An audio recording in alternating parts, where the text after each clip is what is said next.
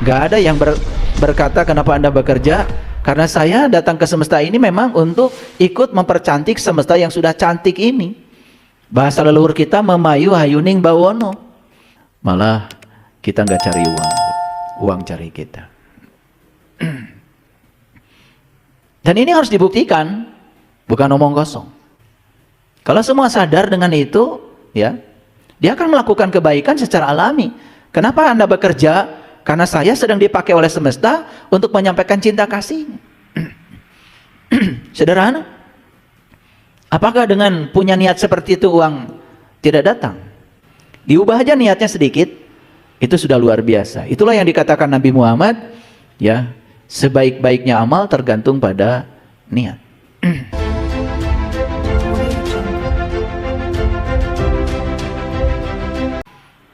Kangkung tidak mengerti agama, kangkung tidak mengerti Tuhan, kangkung tidak mengerti konsep surga dan neraka, tidak mengerti konsep halal dan haram, gak ngerti. Dia ngertinya menjalankan kebaikan secara alami, mempersembahkan dirinya untuk kehidupan, gitu aja. Beda dengan manusia. Banyak transaksinya manusia itu. Melakukan kebaikan itu selalu, ya. Kalau tidak didorong oleh ketakutan akan neraka, manusia melakukan kebaikan karena didorong oleh keinginan untuk mendapatkan tempat istimewa setelah kematian yang bernama surga. Padahal manusia melakukan kebaikan juga transaksi. Hampir semua orang kalau ditanya kenapa Anda bekerja, pasti jawabannya kalau saya tidak bekerja, saya tidak dapat uang. Gak ada yang berkata kenapa Anda bekerja, karena saya datang ke semesta ini memang untuk ikut mempercantik semesta yang sudah cantik ini. Bahasa leluhur kita memayu hayuning bawono. Saya datang ke semesta ini untuk membawa kebaikan Allah, kebaikan Tuhan, terserah nyebutnya apa. Yang penting udah kenal belum kepada apa yang disebut itu. Kalau semua sadar dengan itu, ya, dia akan melakukan kebaikan secara alami. Kenapa Anda bekerja? Karena saya sedang dipakai oleh semesta untuk menyampaikan cinta kasihnya. Sederhana. Apakah dengan punya niat seperti itu uang tidak datang? Datang. Saya juga pernah jadi PNS. Beda niat aja dengan teman-teman. Makanya yang niatnya cari uang, capek nunggu tanggal 1. Kalau saya tanggal 1 tiap hari. Bisa traktir teman tiap hari. Tidak usah nunggu tanggal 1. Karena saya percaya, yang memberikan rezeki kepada saya bukan negara. Negara hanya media untuk menyampaikan rezeki kepada saya. Saya percaya bahwa hidup saya adalah Allah, bukan gaji saya. Gaji itu hanya media yang dipakai Allah untuk menyampaikan rezekinya kepada saya. Diubah aja niatnya sedikit, itu sudah luar biasa. Itulah yang dikatakan Nabi Muhammad, ya, sebaik-baiknya amal tergantung pada niat. Coba melakukan penelitian kecil-kecilan. Kenapa Anda bekerja? Wah, kalau saya nggak bekerja, siapa yang membiayai anak-anak saya? Kalau saya tidak bekerja, saya tidak bisa bayar cicilan dong. Kalau saya nggak bekerja, nanti saya tidak punya tabungan. Jadi dia bekerja karena digerakkan oleh rasa takut. Takut kekurangan. Makanya kurang terus hidupnya. Karena like attracts like. Rasa kekurangan menarik kekurangan. Coba kalau kita bekerja didorong rasa berkecukupan, rasa berkelimpahan karena kehadiran Allah dalam diri kita, malah kita nggak cari uang. Uang cari kita. Dan ini harus dibuktikan, bukan omong kosong. Anak saya bilang sama saya, ayah itu HP-nya udah capek katanya. Padahal HP saya ini baru tahun 2024, S24. Saya bilang, nanti juga kalau sudah saatnya pasti datang yang baru. Kemarin ada orang yang datang pada saya, tiba-tiba minta maaf sama saya. Maaf kenapa? Waktu katanya memperingati hari kelahiran saya, beliau nggak bisa datang. Tapi sudah menyiapkan hadiah buat saya. Ternyata hadiahnya S26. Baru aja dibicarakan langsung datang. Ya.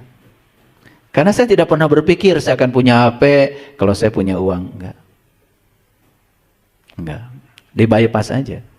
Ada uang, nggak ada uang. Kalau butuh HP yang baru karena saya memang sedang menggunakan teknologi ini untuk menyebarkan kebaikan, ya pasti datang. Kalau HP itu harus rapi kayak gini. Kalau bonyok-bonyok, depannya itu retak-retak, itu kayaknya sering dipakai gosip itu apa itu. Jadi saya bisa lihat sebetulnya kepribadian kalian itu dari HP-nya. Iya, sering jatuh HP itu, ya, sering jatuh, bonyok-bonyok, retak-retak, itu kayaknya itu sering dipakai fitnah itu. Atau sering dipakai menghujat orang. Itu kelihatan itu. Karena apa? Mungkin kita melihat HP ini hanya sebagai produk teknologi. Oh, karena Anda tidak pernah belajar. Saya belajar material elektronik yang namanya semikonduktor. Ya. Bagaimana tuh elektron itu bisa bertransisi dari suatu tingkat energi ke tingkat energi berikutnya? Bahkan elektron itu dulu dianggap sebagai partikel elementer. Dan sekarang fisika kuantum mengatakan elektron sendiri bukan materi.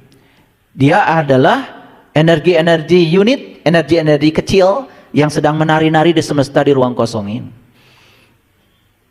Maka ada namanya teori dualisme gelombang partikel. Sesuatu yang disebut partikel kadang-kadang menampakkan diri sebagai gelombang. Sesuatu yang disebut gelombang kayak foton ini, ya, foton cahaya juga bisa menampakkan diri sebagai partikel. Tergantung siapa pengamatnya. Kalau kita bicara secara mikro, dalamannya ini, ya, kalau tidak ada yang meliputi semesta raya, tidak ada energi universal yang halus, bagaimana listrik bisa mengalir dalam kabel? Manusia cuma menciptakan beda potensial aja antara ujung-ujung kawat, tetapi kemudian mengalir arus. Kemudian orang fisika mengatakan arus listrik adalah muatan listrik yang bergerak, persatuan waktu. Tapi pertanyaannya, apa yang bergerak? Oh, itu katanya elektron bebas pada tembaga. Karena tembaga nomor atomnya 29. Di kulit terdalam ada atom 2. Di kulit yang keduanya 8, kulit yang ketiga 18. Kulit terakhir adalah 1. Sehingga 2, 8, 18, 1. Itu yang disebut dengan elektron valensi atau disebut juga free elektron, elektron bebas. Itu penjelasan orang fisika daripada tidak ada penjelasan. Tetapi kenyataannya yang terjadi di dalam kabel seperti apa? Sampai sekarang nggak ada yang tahu. Teori itu hanya menjelaskan sesuatu supaya kelihatan saja ada penjelasan. Tetapi yang sebenarnya terjadi di dalam kabel ini, kabel listrik seperti apa, sampai sekarang nggak ada yang tahu. Bahkan pemenang hadiah Nobel tentang elektron ketika ditanya, Anda hebat menemukan elektron. Gimana cara Anda menemukan elektron? Ini pemenang hadiah Nobel nih. Dalam pidatonya dia bilang, sampai sekarang saya pun tidak tahu elektron itu apa. Jadi saya dulu begitu masuk kelas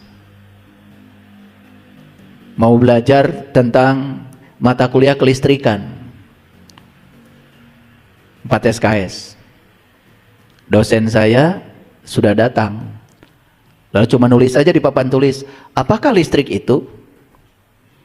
Udah, beliau pergi dan dibiarkan kita diskusi. Wah, diskusilah orang-orang yang sok tahu. Listrik adalah, macam-macam dibahas. Sampai 4 SKS habis. Belum kelar-kelar tuh diskusi. Baru dosen masuk lagi. Gimana? Kalian sudah tahu listrik itu? Wah, semua acungkan tangan. Ini orang-orang sok tahu ya. Kami sudah diskusi dan mendapatkan kesimpulan listrik itu apa. Jadi setelah diizinkan semua bicara satu kelas, kemudian terakhir dosen saya bilang begini, saya ngajar listrik sudah 26 tahun, sampai sekarang saya tidak tahu listrik itu apa. Semua kita hening diam. Pelajaran berharga itu bagi saya. Betul nggak? Iya. Coba kalian suruh diskusi. Ya. Saya nulis Allah itu apa? Pasti diskusi semua. Betul nggak? Itu so tahu. Makanya itulah konsep itu memberitahu rasa tahu yang palsu. Kita berputar-putar aja di sini tanpa mengalami. Padahal kalau kita masuk aja ke dalam eksperimen, ya, secara nyata, ternyata apa yang dikonsepkan itu tidak sesederhana yang dibicarakan. Sama Bapak Ibu dalam konsep spiritual seperti itu. Ya? Sudah siap belajar hari ini? Oke. Jadi musuh kesadaran itu apa? Percaya yang membabi buta. Saya mau jelaskan dulu. Ini ada babi buta lagi. Ini perlu tahu dulu. Kita kenalan dulu ya sama babi buta lagi ya. Kebayang ya babi ya? Kebayang nggak babi? Nggak buta aja main seruduk. Betul nggak? Ini sudah babi buta lagi. Udah kebayang itu nyeruduknya kayak apa? Jangan-jangan kita ini selama ini main seruduk aja. Main seruduk ya. Disuruh percaya tentang cerita masa lalu, langsung percaya. Disuruh cerita tentang, oh akhirat itu begini, langsung percaya. Oh nanti kalau mati itu, ya katanya seperti kulit yang terbuka, kemudian dikasih jeruk nipis. Nah itu, ada ceramah gitu saya lihat. Ya. Pokoknya ceramahnya serem lah gitu ya. Makanya habis dengerin ceramah gitu, ibu-ibu semua memproduksi hormon-hormon kortisol. Pulang dari masjid langsung wajahnya serem itu kayak uka-uka. Nggak ada bahagia-bahagianya. Semua ceramahnya menakutkan. Itu kan? Itu. Tapi lucunya pada percaya. Ketika orang bicara tentang sesuatu, kita tanpa mikir, tanpa kritis, tanpa kreatif, tidak menggunakan pola pikir yang Allah berikan, langsung percaya. Betul nggak? Iya. Kenapa percaya? Ini karena yang berbicara itu sudah pakai atribut. Pakai KH. Pakai, wah macam-macam lah. Syekh. Macam-macam itu. Karena sudah pakai atribut, dianggap dia itu seolah-olah wakil Tuhan yang sedang berbicara. Padahal dia hanya menjadi wakil dari egonya sendiri, menyampaikan persepsi yang dia bangun tentang konsep Tuhan, konsep akhirat, konsep surga, konsep neraka, semuanya konsep. Dan dia tidak sadar kalau dirinya itu sebetulnya tidak tahu. Cuma dia tidak tahu kalau dirinya tidak tahu. Karena kebiasaan menjustifikasi orang lain, merasa tahu lalu menganggap orang lain yang berbeda dengan dirinya itu adalah salah. Muncullah kata-kata sesat, murtad, kafir, macam-macam itu. Padahal Allah sendiri tidak pernah melakukan penghakiman yang semacam itu. Manusia sudah melampaui Tuhan. Kalau saya baca di Quran, diulang-ulang ada kata-kata begini. Inna rabbaka huwa a'lamu biman dhalla an sabilihi wa huwa a'lamu bil muhtadin. Sesungguhnya hanya Tuhanmu yang tahu siapa orang yang mendapatkan petunjuk dan siapa orang yang tersesat di jalannya. Itu Quran. Tiba-tiba ada sekelompok manusia yang merasa dirinya paling suci, paling benar, lalu tiba-tiba menghakimi orang lain. Anda sesat, Anda sesat, Anda sesat. Ini sudah melampaui Tuhan. Sedangkan di Quran sendiri ayatnya inna rabbaka huwa a'lamu biman dhalla an sabilihi wa huwa a'lamu bil muhtadin. Hanya Tuhanmu yang tahu siapa yang tersesat dan siapa yang dapat petunjuk di jalannya. Banyak gak yang suka menghakimi begitu? Siapa di antaranya? Itulah orang yang sempit ilmunya begitu. Ya. Makanya saya kemarin ngasih kajian khusus untuk komunitas saya. Saya sampaikan pada mereka. Ciri orang yang sudah sampai, yang sudah pulang, yang sudah sadar, dia punya kesadaran bahwa dia bukan pikiran, Dia bukan perasaan, dia bukan tubuh, tapi dia itu adalah ruang. Ruang tempat terjadinya semua kejadian itu. Coba perhatikan. Masjid ini punya ruang nih, ruang kosong. Dan ruang itu, yang datang ke sini orang pelit, yang datang ke sini dermawan, tidak terluka. Dan ruang itu menerima apapun setiap datang kepadanya apa adanya. Makanya orang yang sudah pulang, jiwanya sudah pulang, sekarang di sini saat ini sekarang dia sudah jadi ruang.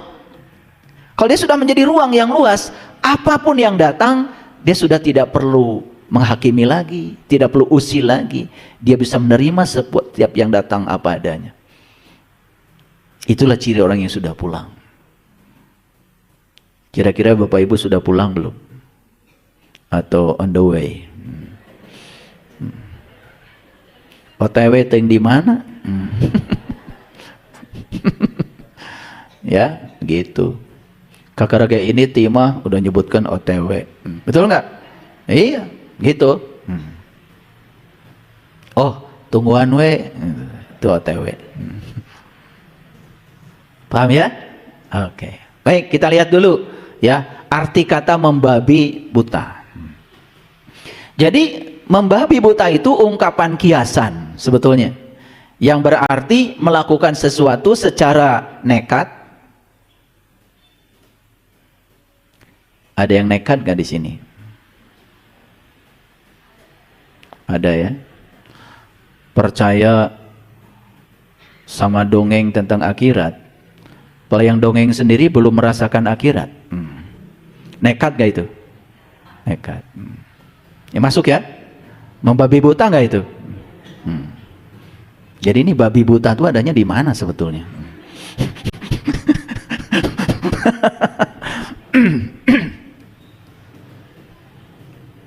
Gak usah dicari di kandang babi. Nekat. Nekat. Coba setiap sholat bilang asyhadu alla ilaha illallah, aku bersaksi tiada Tuhan selain Allah. Pakai apa itu? Pakai mulut. Padahal mulut itu hanya bisa bersaksi. Saya mau nanya Bapak Ibu, menyaksikan dulu, bersaksi dulu? Harusnya menyaksikan dulu baru bersaksi. Kan di kantor polisi juga yang tidak menyaksikan di TKP kan tidak boleh bersaksi. Kalau nekat tuh bersaksi pada tidak menyaksikan, kan dia nanti malah kena pidana itu, saksi palsu. 7 tahun itu saksi palsu itu. Belum menyaksikan sudah berani bersaksi. Coba, nekat gak itu? Nah itu udah masuk gak kira-kira babi buta ini udah masuk gak kira-kira? Wah, ada cerita itu. Wah, nanti ketika kita dikubur 7 langkah setelah semua yang ngantar pada pergi, datanglah 2 malaikat Munkar dan Nakir, bawa gegendir. Betul enggak? Lalu kita akan ditanya, man robuka? Oh, saya tanya dulu sama guru agama saya. Berarti malaikat Munkar dan Nakir itu Pak orang Arab. Saya dibilang murtad. Kan tadi ngomongnya pakai bahasa Arab. Man robuka, kebayang orang Amerika. Mati ditanya bahasa Arab. Betul nggak?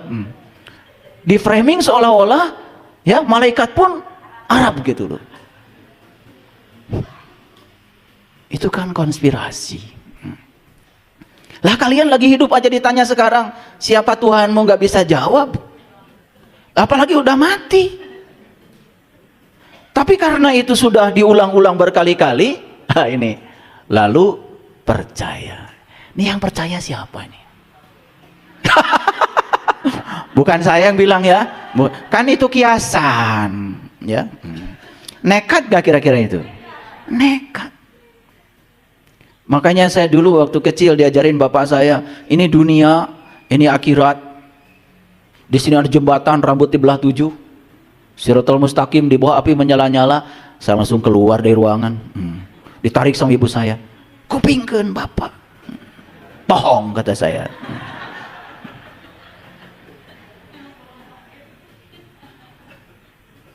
Kata ibu saya, dangukeun we atuh kan bapak nuju ceramah. Bohong. Cuman saya bertekad aja, suatu saat bapak saya akan tahu yang sebenarnya. Makanya begitu saya udah tahu yang sebenarnya, saya balik, saya bilang sama bapak, saya mau ngajarin Siratal Mustaqim yang pernah bapak ajarkan. Salah dulu. Awalnya terjadi perdebatan hebat karena beliau kan ngerasa dirinya kiai. Pakai atribut. Muridnya banyak. Gak peduli saya. 3 hari 3 malam satu debat Siratal Mustaqim tuh sama bapak saya. Bener itu. Sampai istri saya bingung itu. Ya udah katanya. Bapak gak mesti nerima. Ya terus saja. Ya, saking sayangnya sama orang tua saya. Setelah ketemu Siratal Mustaqim yang sebenarnya, beliau tuh nangis. Setelah diajarin oleh saya, bahkan mau meninggal pun tidak mau di tangan anak-anaknya yang lain. Beliau datang dari kampung ke sini hari Kamis. Belum meninggal di rumah saya hari Minggu. Gak sakit, gak apa. Hanya untuk meninggal aja. Datang ke rumah. Ingin dipelukan saya peluk. Luar biasa. Saya lihat cahaya itu ya. Berputar ke sebelah kanan tuh. Waktu beliau baca, La ilaha illallah, Allahu Akbar. Titik-titik hitam di wajahnya itu hilang seketika, kuning wajahnya bapak saya. Dan setelah diajarkan Siratal Mustaqim yang sebenarnya, gak mau lagi jadi imam. Dikasih mau sambutan-sambutan aja di kampung, gak mau. Bapak saya cuma banyak diam dan menangis. Itulah ketika mau jujur pada diri sendiri. Ketika kita membuka gerbang baru, ternyata saya tidak tahu. Dan sekarang saya tahu bahwa saya tidak tahu. Kejujuran itulah yang akan mengantarkan kita untuk menjadi orang yang tahu. Dan kita tahu bahwa kita tahu. Jadi kalau babi buta, gak bisa. Jadi membabi buta itu adalah ungkapan kiasan yang berarti melakukan sesuatu secara nekat. Nekat ya. Kalap. Atau mengamuk tanpa mempedulikan risiko, aturan atau keadaan sekitarnya. Membabi buta itu menggambarkan tindakan agresif, berlebihan, yang seringkali tanpa perencanaan, tanpa pemahaman yang jelas. Itu. Makanya kalau ditanya Bapak Ibu, ditanya ya, yang sederhana aja. Yang sederhana. Pulang haji, pulang umroh, baru pulang nyampe rumah, ditanya yang sederhana aja. Yang sederhana. Tawaf ibu bapak di sana? Tawaf. Sabara putaran? 7. Nah, itu 8. Udah pasti bingung itu, pasti bingung. Betul nggak? Kenapa kalau orang bilang pusing itu selalu 7? Coba. Nggak ada orang pusing 6 keliling, selalu 7 keliling, betul nggak? Betul nggak? Iya. Ini apa hubungannya tawaf 7 putaran dengan pusing 7 keliling? Coba. Kalau tidak mengerti kenapa tawaf 7, tidak mengetahui esensinya, ya pusing. Berapa keliling? Ya 7. Makanya kalian itu sampai sekarang pusingnya nggak 8, nggak 9, 7 aja. Betul nggak? Loh, kenapa pusing 7 keliling ada kaitan dengan Siratal Mustaqim rambut dibelah 7? Kenapa ada kaitan dengan tawaf 7 putaran? Sa'i, bondar mandir, Safa dan Marwah 7 kali. Kenapa melempar batu dengan melempar jumroh dengan 7 batu? Ini kan semua bahasa-bahasa simbolik leluhur yang kita tidak mau mencoba memahami karena kita membabi buta. Cenah kadang entah ku babi. Kagok ngaji teh. Paham sampai sini? Ada yang tersinggung nggak? Nyaris tidak pernah mempertanyakan. Betul nggak? Iya. Ini bapak saya dulu, bapak saya ditanya yang sederhana aja sama saya. Ditanya, yang kentut anus, kan yang dicuci wajah. Saya teh nonyian kesalahan nu mana? Betul nggak? Pernah nanya bapak ibu? Yakinlah, ya, yakin gak nanya? Pokoknya percaya aja. Betul nggak? Dah batur kayak gitu. Betul nggak? Itu. Ini biar banyak tertawa bapak ibu. Ngaji terus banyak tertawa ya. Habis kajian dengan saya itu endorfinnya banyak, serotonin banyak, oksitoksinnya banyak. Habis dengar kajian saya itu pulang dari sini, ya, daya imunitas tubuh naik, wajah tidak serem lagi. Itu udah berhasil ya, walaupun belum ketemu jati diri. Udah berhasil lah segitu juga. Lumayan. Jadi membabi buta itu bertindak seganas dan seaneh babi yang buta. Kebayang ya? Babi yang gak buta aja main seruduk. Betul nggak? Ini sudah babi buta lagi. Kebayang nggak nyeruduknya kayak apa? Gitu. Paham ya? Udah gitu aja penjelasannya. Saya coba dalam terminologi Arab nih. Saya coba cari padanan kata dalam bahasa Arab. Ternyata dalam bahasa Arab ada istilah yang sepadan tuh dengan membabi buta itu. Namanya itu tahawur. Itu. Nah ternyata tahawur itu keterlaluan. Tahu keterlaluan? Perlu saya kasih contoh. Kalian itu belum menyaksikan, bersaksi. Keterlaluan gak? Nekat gak itu? Nekat. Tapi terus menerus nekatnya ya. Sampai sekarang. Betul gak? Kalau atahiyat kan kalian begini ya. Asyhadu an la ilaha illallah gitu kan? Gak ada asyhadu an la ilaha illallah. Gak ada ya? Gak ada kan? Tapi coba tanya. Kenapa bukan jempol? Bukan kelingking? Kok ini yang diacungkan Nabi Muhammad? Itu pelik sekali itu. Kalau tidak terbuka mata kolbunya nggak akan ngerti. Lalu kenapa ini diacungkan tepat pada saat baca syahadat? Apa kaitannya syahadat dengan telunjuk ini? Yang sudah mengerti ketawa-ketawa aja. Mesem-mesem. Makanya orang yang udah tahu itu enaknya paling cuma diem aja. Diam. Tidak menghukumi orang. Udah tahu. Coba yang tidak tahu ribut. Pernah saya nanya orang yang so tahu itu. Ya. Kenapa? Anda kok sholatnya gini? Itu kan nunjuk sama Allah. Wih. Berarti Allah di depan dong. Coba tunjukkan sama saya ayatnya kalau Allah itu di depan. Gak ada ayatnya. Kan Allah malah bilang, aku bersama kamu. Lebih dekat daripada urat nadi lehermu. Urat nadi leher di mana? Di sini. Harusnya kan asyhadu alla ilaha illallah. Harusnya begitu. Betul nggak? Betul nggak? Ini ya cerita ini aja lah. Narsis sedikit ya. Cerita ketololan. Bertahun-tahun, betul nggak? Ada yang bilang gini, itu nunjuk sama Allah. Wah, kita aja kalau ditanya, rumah Pak RT sebelah mana? Sebelah sana. Berarti kalau nunjuk sama Allah kan harusnya sopannya asyhadu an la ilaha illallah. Betul nggak? Sesat lagi. Yang gini sesat, yang gini emang nggak sesat kalau nggak ngerti. Itu cuman berani dan bisa menghukumi orang tanpa alasan. Itu yang disebut dengan tahawur, keterlaluan. Makanya saya cari ilmu ini belasan tahun Bapak Ibu. Makanya sekarang saya pelit dikit deh, nggak saya bagikan di sini. Nyarinya belasan tahun, enak aja sebentar dikasih, betul nggak? Wah, saya berdarah-darah cari ilmu itu.